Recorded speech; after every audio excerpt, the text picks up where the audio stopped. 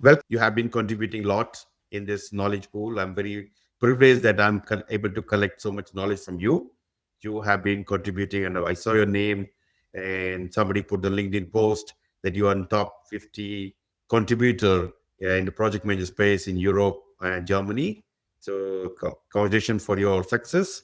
I'm very Thank happy you. for your all the contribution you're making around the world, and people do recognize your contribution, which is important. So keep Yeah, up the yeah. good work. Thank you. I was humbled. All of us who were on the list and who spoke up and commented on it didn't know where this is coming from. Maybe it's an AI or somebody. It's also benefiting the people who are running those lists if they can relate to people who have some influence because they have followers. Yep, Maybe that's the point. If you are on LinkedIn and it can be seen how many followers you have, then it gives people a glimpse how influential you might be. exactly. Yeah. And it's more about how much contribution you're making to people's life one way or other by contributing, writing, you're publishing your PhD, your papers, and you're writing books, material, you're always there. So you're doing good. So keep up the good work. Yeah, thank you. As a retired person, I can do that. I would love to have some engagements too, some short, quick wins. But if they are not there, I'm working on, let's say, describing the knowledge. I have an experience I Yeah. have gained over 50 years. Let's say if other people can benefit from that. One feature of all of my talks with you or writings is that I really like to think out of the box. I want to challenge paradigms and common beliefs. And to be honest, we have a topic today, but let me mention one thing that just came on my mind last week. I'm trying to challenge in the future is the concept of success of projects. And I think if that concept is okay, because we want to define a project in its end terms, what do you achieve, when, and how much it costs, and you can measure that. And that's success. But with programs, it might be different because even if you define something up front, you have a plan, a goal, and everything, it might turn out differently while you go along. And so, nevertheless, it's you won't stop a program if it is still creating value and benefits. As long as this goes on, you will continue with the program, and success makes no sense anymore because the success is that you still continue because it's creating value. Perfect. Thomas, in continuation of our last topic, we had very good discussion. So the topic we are talking here about transformation and restructuring of the organization. So what we're trying to figure out, should we do it now or never? We have seen companies going from top to bottom and they finished. Yeah. You want to summarize what we talked about last time, and then I will come up with my questions. We were talking about transformations and what triggers transformation. Transformation is everywhere. The first example I came into was social health insurance in Germany. I moved the system into another system technically, but the business background was that they were growing like hell. Many more cases, many more patients, many more people to service. So their current systems couldn't keep up with the demand of computing power and whatever they do. So they had to change. That was the transformation. It was forced on them. They didn't choose it. So what they choose is, okay, where do we want to go? And then the journey started. It took longer, but it was successful in the terms of that they had the capability to serve the new constituency, the new customer base. I was very lucky to work for IBM as a project and program manager for IBM clients. Everything I did was a transformation because otherwise the companies wouldn't come to IBM and say, please help us do that transformation. And it's not what I also learned, it's not the thing that you come in as an external project manager, even if you can project manage, if you bring some other skills. It is of utmost importance that these companies take leadership for their own transformations because the transformation cannot be forced upon them from the outside. If your people and your executives are not behind it, not supporting it, and not driving it, then it will fail. Exactly. Look, a lot has gone into this discussion last time. So the part one of this discussion It's available on YouTube and LinkedIn. Please watch them. It's a lot of insights, insightful discussion. As Thomas is one of the learned person, so you always go to learn something out of him. My job is very simple, just to ask questions and discuss. So that's what I'm doing here. I'm ready for my next question. Thomas, ready? Sure. So, Thomas, how do you balance quick wins with long term sustainable transformations? The key word here is balance. And balance is what you have to do when you are a living creator, like an organization, like an executive. You are in a context of the marketplace, your nation, and this determines what triggers come to you. And for some triggers demand that you act very quickly and decisively and to the point. You respond to a situation, but other things demand that you step back and think, how does this fit in my overall strategy? Even if it's not written down, I have a strategy. This balance can be best managed, to say, or best balanced out if you have a kind of ambidexterity. You can use both hands, the short-term hand and the long-term hand. And you can have multiple perspectives on each situation. While you do something quickly, you also understand what impact does it have on the long term.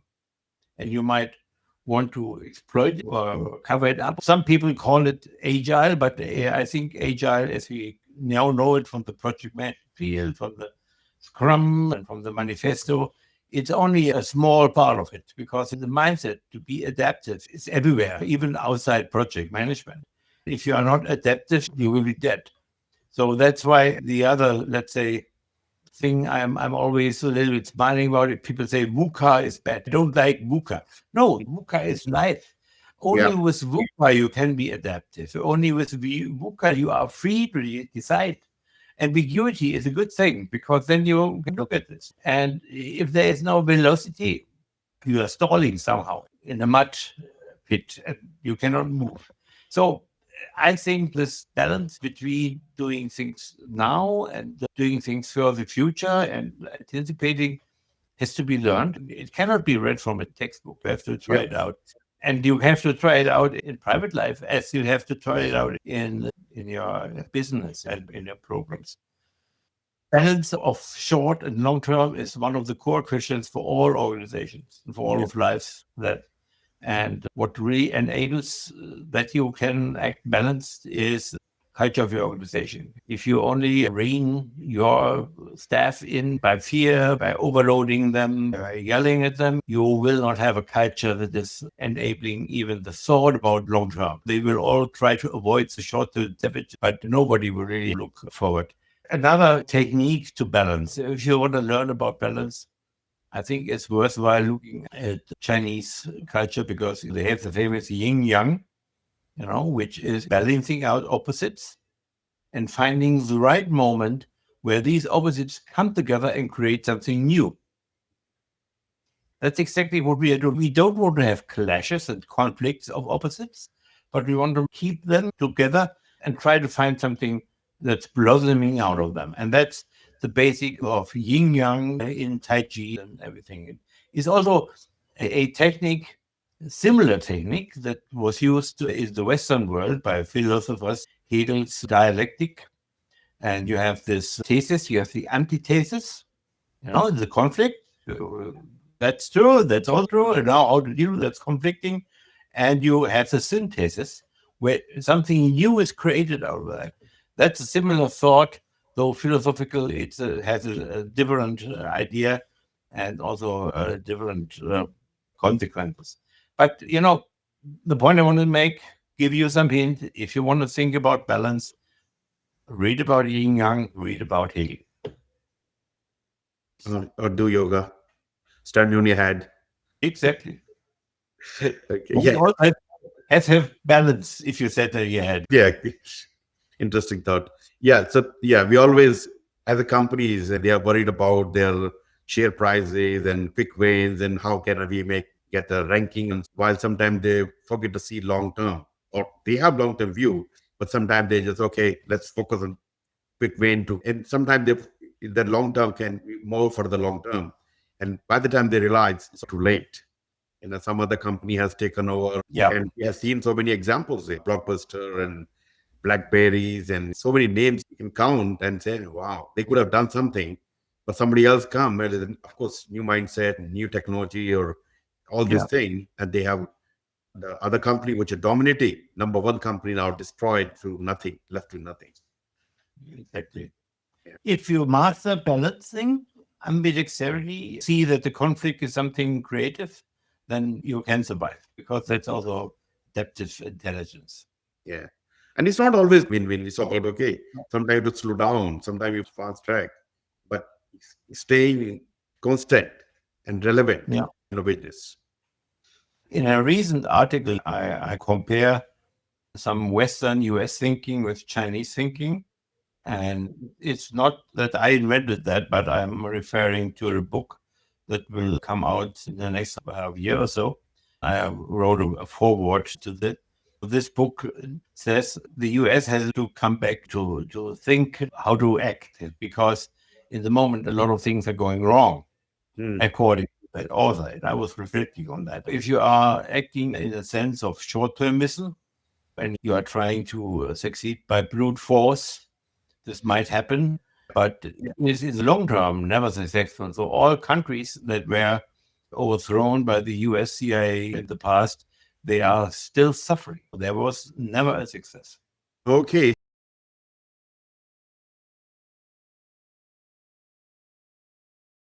So, what are the most common timing mistakes organization make when finally decide to transform? Some of the example I will talk about, like Nokia and Blockbuster and the other, they miss the timing, and because that they look back, oh my God, it's true. What do you think? The quick decisions that you do not dare to take back. Yeah. So if you make a decision, there is no bad decision. There is a decision, and then you have to deal with the consequences. But if you recognize that the consequences are not going the direction you intended, you are fully allowed, entitled, and you must take it back or correct it or whatever. Another quick decision you have to make.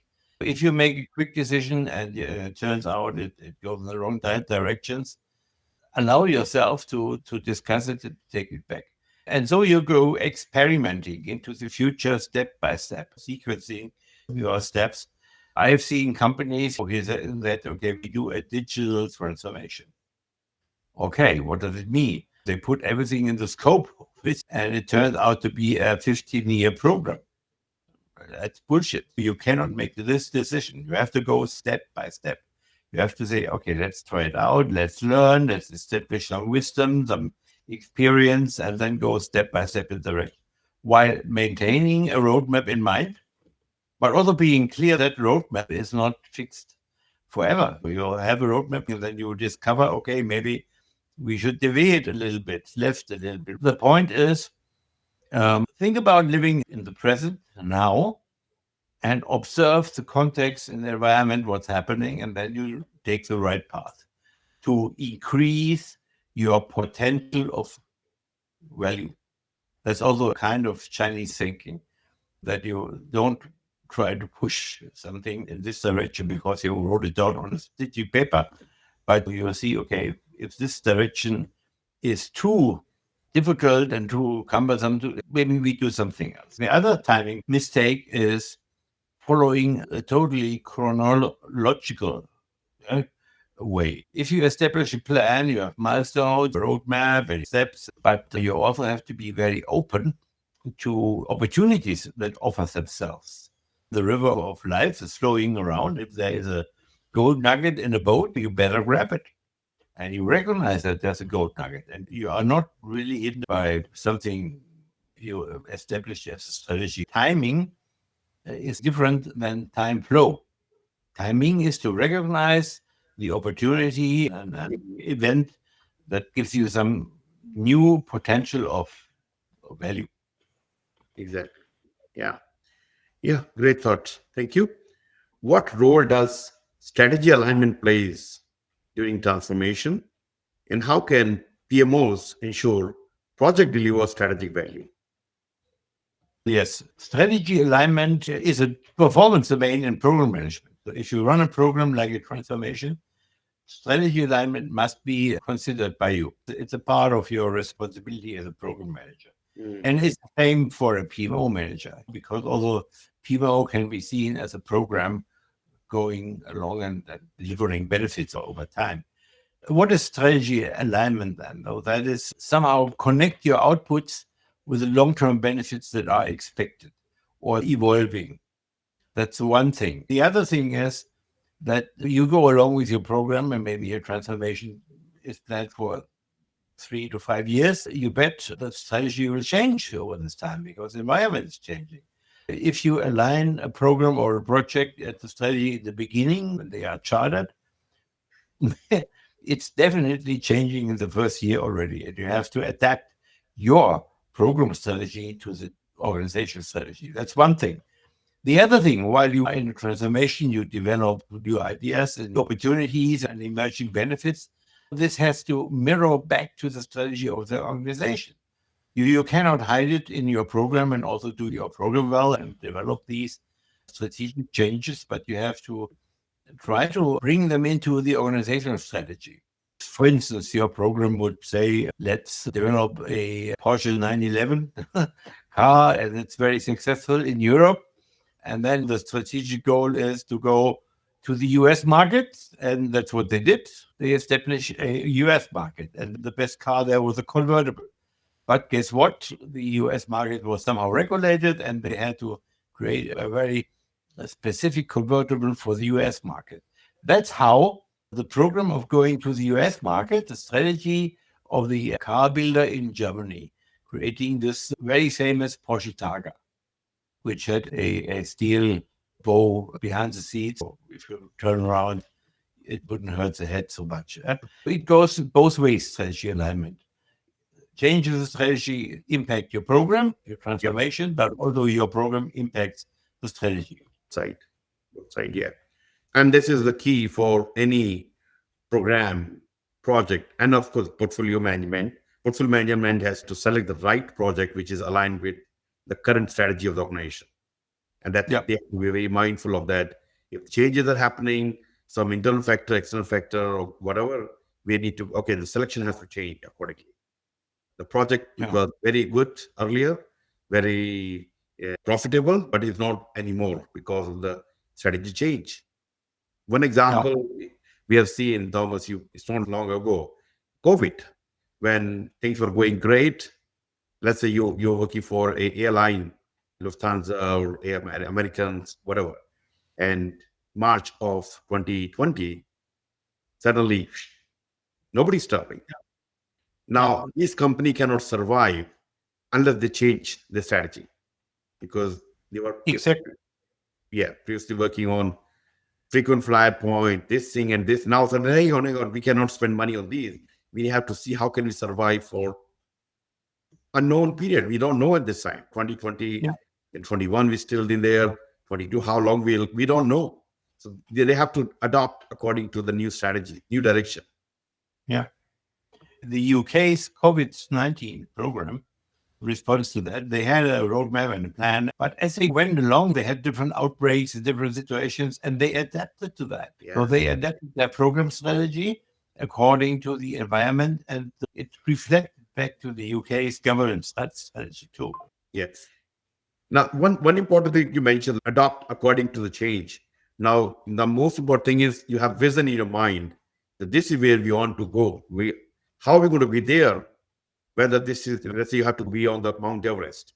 How are you going to be there can be different routes. Maybe talking, or maybe somebody go, hey, I have a drone service. I can take you and pick you, put it there in 2 hours.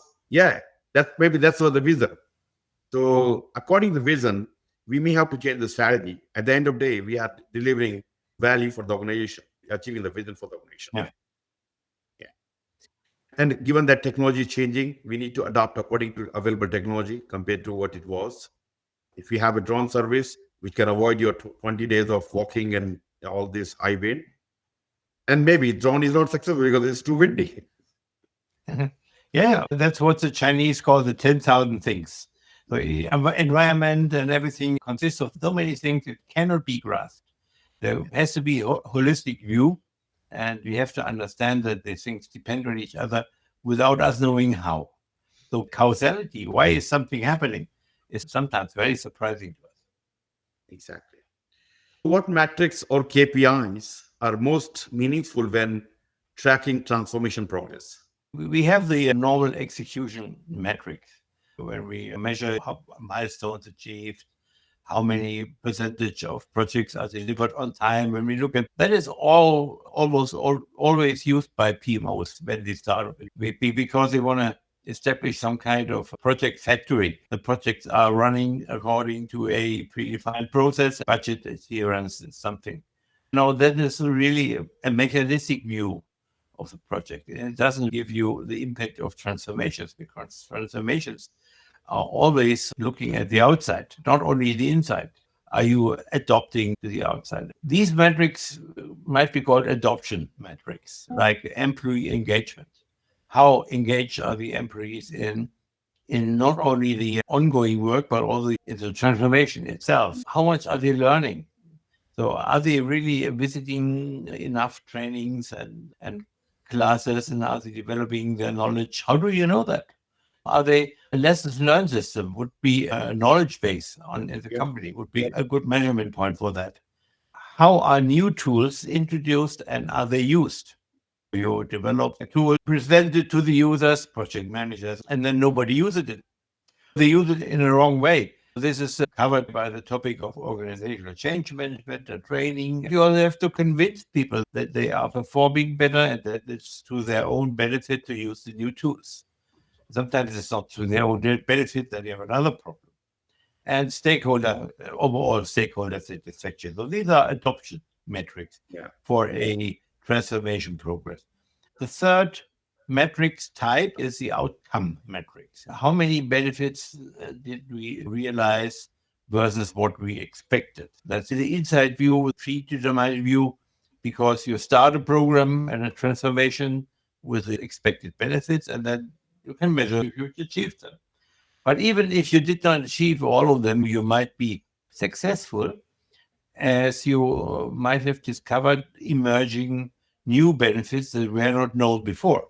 As you go along, you find a new usage for a tool or new knowledge, new innovations. The longer a program of transformation is running, the more unexpected benefits will emerge and add to the value of the program. So in the end, even if a program is to develop a system and everything, and then it is deemed at the day of cutover as unsuccessful because it's too complicated, too expensive, or whatever, too late. Guess what? You have it now, and while you have it, you will try to make the best out of it. After 5 years, you will say the whole program is very successful with unexpected benefits. You don't throw away the system, rarely. Sometimes companies are so frustrated that they throw away the stuff, like in SAP transformations. But normally you have an asset and you find the users for it, and this usage is beneficial. So these are the outcome metrics you have to consider, not only planned outcomes, but also the unplanned outcomes. Then we have typically, it's so dumb, but people still demanded return of invest. Sometimes people think projects and programs are investments. This contributes to the failures of projects, because if you are concentrating on the investment and what comes out of it, you are always taking a short-term view. Does anybody know how much money was spent on the Sydney Opera House? Does anybody care today? No. Yeah. After such a program, 5 years after such a program, nobody cares about the money that was spent. They always what has happened, the outcome. So ROI is the dumbest short-term metric you can have on a program, and causing a lot of pain and a lot of frustration, because it determines the program to be a failure when it can be a success. Yeah. It also depends who is measuring that success. If you are the service provider, you have to see from the ROI point of view. If you are the company building this opera house or Sydney Harbor, they have to see long term what benefit it's going to bring to the country, to city. But if you are the builder, if you are the labor, you are there to get some ROI from that. Or as the investor, they are looking for short term. But yeah, about the benefits, you're talking about benefit and the value they are delivering for the company, the stakeholder, the user, the beneficiaries. You're right. Stakeholders change over time and their perceptions change over time. Measuring success is also a function of time. When do you measure and who is measuring it? Totally agree. But in the end, every consideration about budgets is void. And that's where in project management, we focus on cost, schedule, and scope and quality. But when we talk about program, we talk more about benefit point of view. Sometimes it doesn't Exactly. matter how much cost it has taken. It's okay to spend money, but are we going to get the expected benefit or not? It's taken Yeah. longer than expected, but is it going to give us more benefit or expected benefit? And as a successful program manager, I learned knowing when success is measured by stakeholders, you can influence this. You can try to bring in people who are looking at the long-term perspective much earlier. Try to give them idea to judge your project and your program.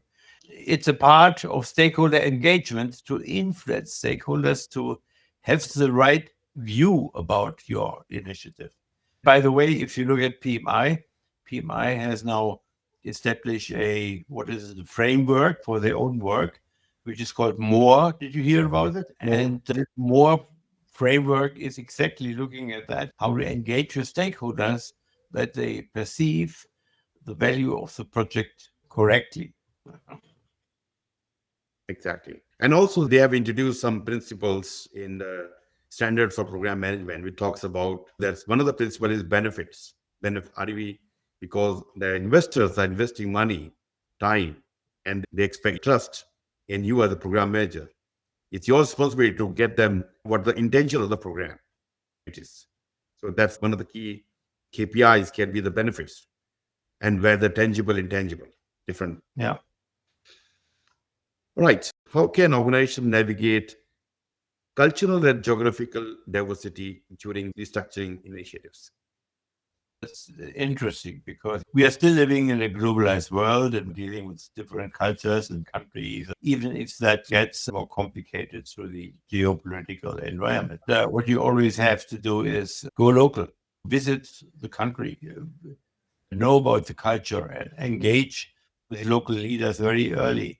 They will provide you with cultural insight and they will gain trust with you through these measures because going there and talking to them, engaging them is showing respect. People need to establish trust that they are respected as they are. So adapt your communication towards them because they know to communicate, create a shared idea what to do, vision and values. And maybe if you have a value system from your own country, which is a little bit extreme, and then you go to another extreme country with another value system. So that might be a tough task to find the common values that are acceptable by both. I'm especially saying US versus China again. I've personally experienced, lived in Japan, worked in Japan with Japanese clients, and there was not a single US person coming in and being successful or being accepted by the Japanese because Japanese are long-term thinkers, communities, not individuals. Yeah. I recall one guy asking in Japan, who is responsible for this data set in the company? And the reply was, we all are. He was desperate, but you have to just digest that and say, this is not what I would expect in my culture, but that's how they tell me honestly. Well, let me think how I can deal with that. If I can't find a single person to kill, if it fails, but I have to really deal with the community of decision makers, if you want. And in Japan, they have the thing. They decide by consensus. You have to go local and try to avoid the one size fits all. If you have succeeded, let's say in one country, in Malaysia, and you try to transfer it to Vietnam, doesn't work. You have to go really local and talk to these people. Yeah. A very important point you mentioned go local. Don't just read on your books and YouTube and some people's interview. You have to have experience of the local. When you go in Saudi Arabia, when you go to Japan or India, how the real people, when you deal with them, talk to them, they will tell you We learn from them. Yeah. And don't rely on cultural consultants. They might have a lot of knowledge and experience, but they are not often embedded in the culture. I was lucky very early dealing with the Japanese. I dealt with Japanese from 2002 to 2014. And around 2003 or so, I came across a Japanese IBM guy and we became friends. And actually, his role was a relationship manager, but actually he acted as my conscious about Japanese culture, where to look, how to sit, when to eat, when to greet, when to smile, all this kind of stuff. Mm. Subtle behaviors in meetings or in situations of negotiations or whatever, or how to apologize. I could never apologize like a Japanese apologize. You can apologize in your cultural style, and it can be respected and accepted by Japanese. I built relationships, potential, and value. And from that point of view, there is not one metric doing that. Though I also could go back to the revenue metrics. Did I make new sales every year? Yes, I did. But this was not really important for me, the customer, or even for IBM. Trying to know about them, people realize that you're really serious about the business. It's not about come here, make money and go. It's about, okay, you want to really Yeah, contribute to the people in that place or their community. So that yeah, makes a yeah, huge difference in your stakeholder relationship building here. yeah. The founder of Panasonic, which was my client in Japan, so he founded the company 1914 or whatever, and when he left 1960 or so, he retired. So he left the company with a 250-year plan. Oh, So that's long-term thinking, yeah. and it's still active. So I know that the CEO of Panasonic always goes to the Museum of Panasonic, which is the old living house of Matsushita-san. They are meditating there and trying to grasp that idea of Matsushita, and they are following this 250 years plan still today. And that is embedded in the culture, also being protected by short-termism, these actions that might be detrimental to your Yeah. well-being. Panasonic is a good brand. Many people still trust that brand. Right. So let's look at this. What trends must organizations include in their transformation playbooks to remain relevant in the future? Current trends. Number one is resilient Mm. and adaptable. Yeah. Adaptive intelligence applies to individuals, but also to organizations. You have to listen to the outside, regard the context, grasp opportunities, and you also have to be able to withstand short-term hits, being resilient. So if there's something out there that can bring you to your knees within 2 weeks, then you should avoid that. That means, for instance, cybersecurity, that you are not vulnerable to short-term things, or you have some backup plan for that. I think risk management and internal audit and the three levels of defense of an organization are very valuable tools that help you become more resilient and adaptable because they recognize risks that are coming up. Secondly, I think whatever you do, it's digital. Yeah. Every organization, even if you're a business or whatever, is depending on the digital environment in some aspect, even if it's not in the core production process. Hiring, supply chains, and everything is digital today. So you have to make sure that digital is in the minds of everybody of your company and the board and the C-suite. If you want to be an organization that is resilient, then you have to make sure that the experience your people, your employees are making, even your customers are making, is being embedded in your knowledge system. So that's why most organizations are organisms and they need employees to carry on a culture, but also to preserve the experience that we have made. And that's why elder employees can be very important because they have maybe the experience over 30, 40 years. And maybe we tried this before, this didn't work yet. Give an example. I worked at IBM. IBM from the beginning was a B2B company selling to organizations. And always when they try to extend their business to B2C, to end customers, they fail. It's a printer business. And so there were now philosophical discussions within IBM in the 90s. Why is that? Why do we fail in consumer business? And they found out the whole management system, the whole supply chains are built upon the idea that we are serving business. Then they had competition like Microsoft, like Dell, who sold to consumers, but they didn't sell well to organizations. Apple is also a consumer business.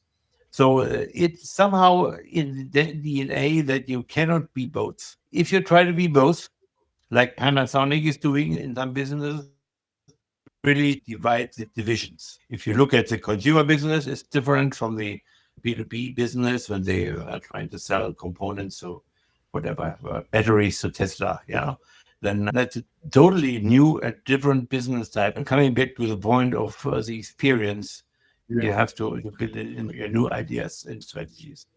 Make sure that you are employing flexible work models because you have employees and staff and part-time employees and remote. Make sure you employ both while preserving the building of culture and the reuse of experience. Hybrid model or working from options of look, there are many ways an organization can benefit, especially new technologies, and we talk about all the time, and AI based technology also coming. You have to start seeing, can we benefit out of having this artificial intelligence in our processes at some level, and maybe at greater level, depends on impact of that technology on your organization. We have to be careful about taking very keen knee-jerk reaction. Okay, let's everybody AI, everybody we go to, and that can be a total disaster for organizations. So it's hard to live with robots and intelligence, which is great, but resiliency and adaptability may not be there when things are not going well. Anything else on this? Thank you. It's worthwhile looking at companies who are not following these trends so much. If you look at Uber or Netflix or these digital-only companies who don't have so many visible employees, maybe they have employees, but they are more working with contractors. They look at resilience and adaptability. They are certainly digital first, and they are building not only on experience of their customers and employees, but they are leveraging it in their digital system, like Amazon. There are some outliers who are not really looking at building an employee base and a culture, but you have to look how long this will persist and what happens to them. Yeah, it was a great topic. Of course, many organizations are thinking or going through this, the transformation or restructuring based on new technology and trends. We have to be careful what to do, what not to do. Should we do it now? Should we do it later? Or maybe to try to do it later, it's too late. So timing is the king here. And long-term vision is very important. You can't just take short-term. We do have to worry about short-term wins, but with the having, you said, Panasonic talks about the 250 years of vision and maybe roadmap. Not every company can think that way. Maximum, they're trying to take 5 years, 10 years, 20 years. But the CEO, the project manager, program manager needed to think about long-term while thinking about short-term gains. And that's why you need these entrepreneur-style people, the Steve Jobs or Bill Gates or Matsushita. These are really visionaries that establish a kind of framework for their companies that can endure over decades. And they only need people like you and me, so we can bring everything together. So thank you, Thomas. Thank you. So it was a great discussion. Obviously, topic was interesting. And as usual, your wealth of knowledge of your past experience of more than 50 years is coming into this discussion. I'm very privileged to have this discussion with you and collecting this knowledge pool. Hopefully, people finding it more and more useful and they continue to learn from these. Thank you, Dharam, for keeping on organizing this and looking forward for the next sessions. Can't wait for the next session. Bye now. Bye.